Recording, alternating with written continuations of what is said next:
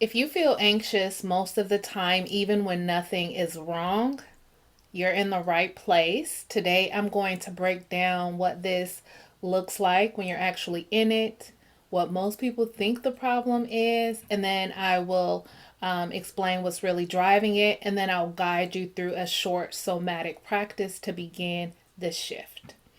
I am Essence, your feminine energy mentor here at the Self Healing School, and I help purpose driven women release emotional blocks so that you can hear your inner voice, your intuition, and show up and share and do the work that you're here to share and make the impact that you're here to share.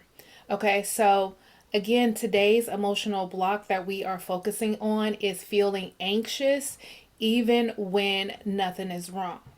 So, this might look like when you first wake up and your heart is racing even before you start the day, and all the thoughts about all the things you have to do today is just going through your mind, and you're starting off the day from this hurried and rushed place.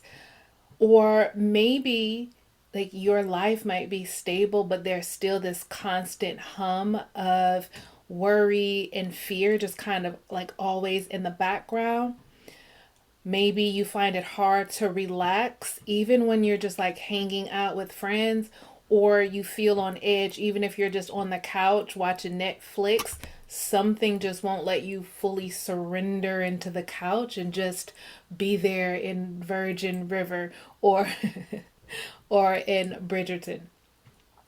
So, if this is the pattern that you're stuck in, most people think that like, oh, I just have anxiety, or I'm just a worrier. Like anxiety and worrying, that's just like my natural state of being. Like I had a client tell me, she was like, I just feel like anxiety is who I am.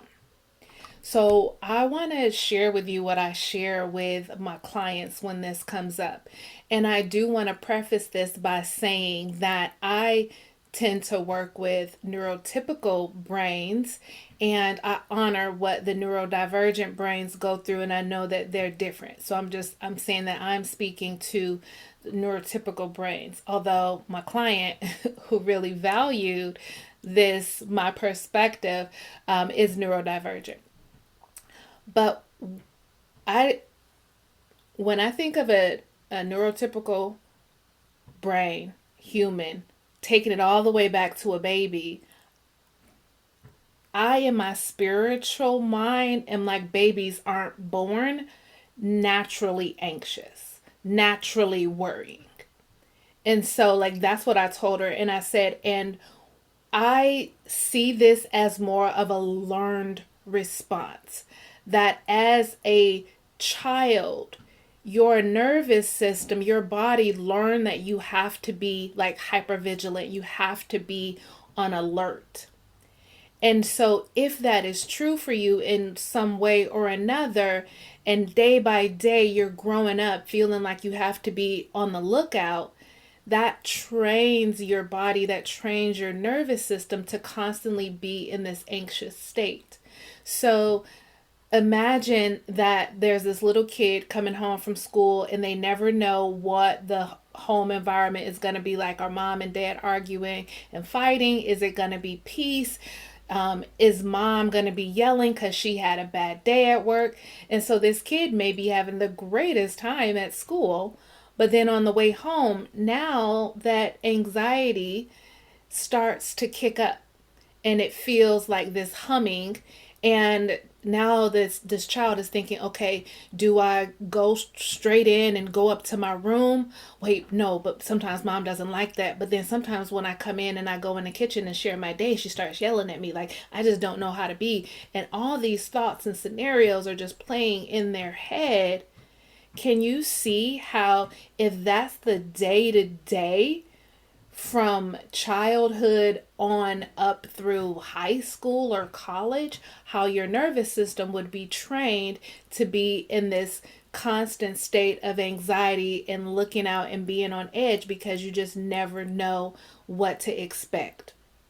So what happens is that your body just learns that it's not safe. I don't know if I'm going to be embraced. I don't know if I'm going to be yelled at. So what our bodies and our brains do is they just go straight for protection mode. So we just assume I'm not going to be safe. Even though it may be a great day when I get home, I'm still going to be braced for impact when I walk through that door. And so then most people will think, okay, well, when I get older and I'm out of that environment, then, I will be calm and safe. And that's just not how the body and the nervous system works. So it's like you have to, once it's been trained, you have to retrain it and teach yourself that you are safe, because that is just your natural way of being, meaning that's just how your body naturally responds now today because of the way that it was programmed in the past. So you're likely very hypervigilant at work, always, looking out, worrying about, what the next project is, or in your business, worrying like, okay, did you give your client the most value? And you can just never be at ease with who you are and how you're showing up in the world. And so when you're living in this constant state of anxiety, it is really hard to be on your path. It's really hard to be who you're meant to be in the world, because you're constantly worried and anxious about how people are receiving you. Even if it's not conscious, that's just what happens in the body when that anxiety is always there, like silently revving up in the background. So, again, the work is to teach your body that you're safe now. And so, with my clients, some of the things that we will do is we'll do breath work and movement to start to shift and move that energy out of the body.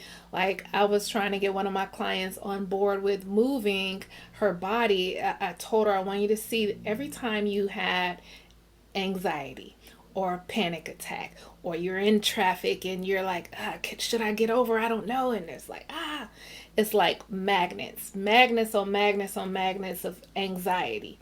And what do magnets do? They attract. So then now you have all this anxiety energy, and then you're constantly just attracting more moments in your life and work and business to be anxious about. But when you move and breathe, it's like seeing those magnets fall off, right? And the more magnets that fall off, now you're a magnet for different experiences in life, or your body responding in a different way once you've moved and breathed and shaken off some of that anxiety. So moving, breath work, we may even do some inner child work, like going back into specific moments and feeling and moving through emotions of the inner child. We may do journaling. So these are all things that you can do to start to shake off some of that anxious energy.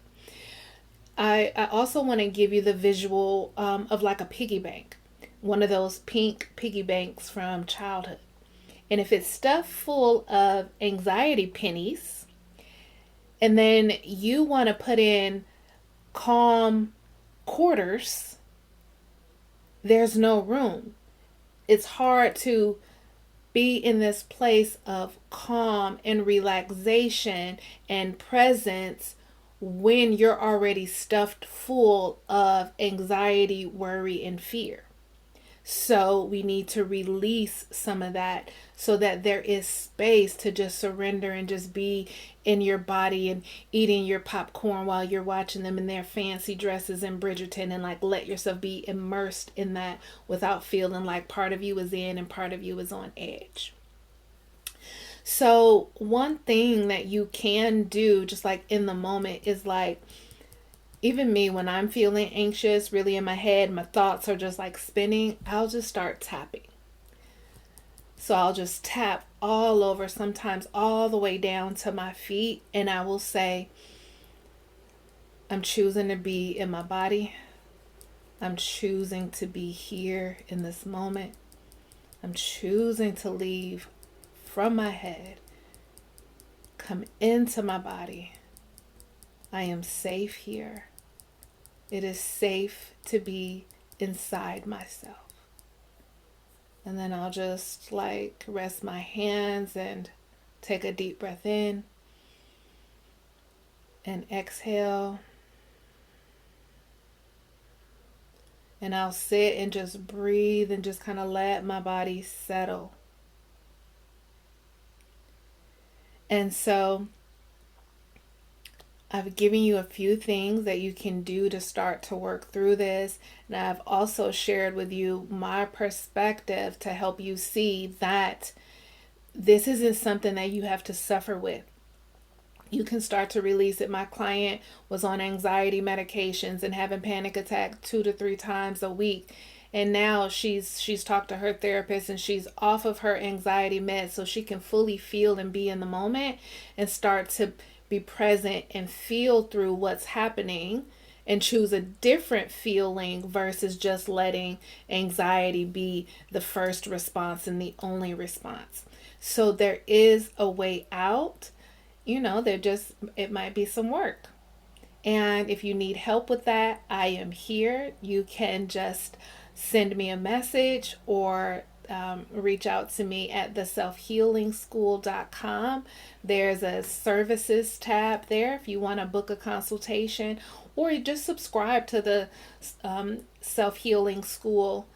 When you subscribe to the Self Healing School, that's my blog, and you'll get more tips and tools to help you release emotional blocks so that you can hear your inner voice and show up and do what you're meant to do in this world, or be who you're meant to be in this world. All right. It has been a pleasure chatting with you, and I will see you in the next video.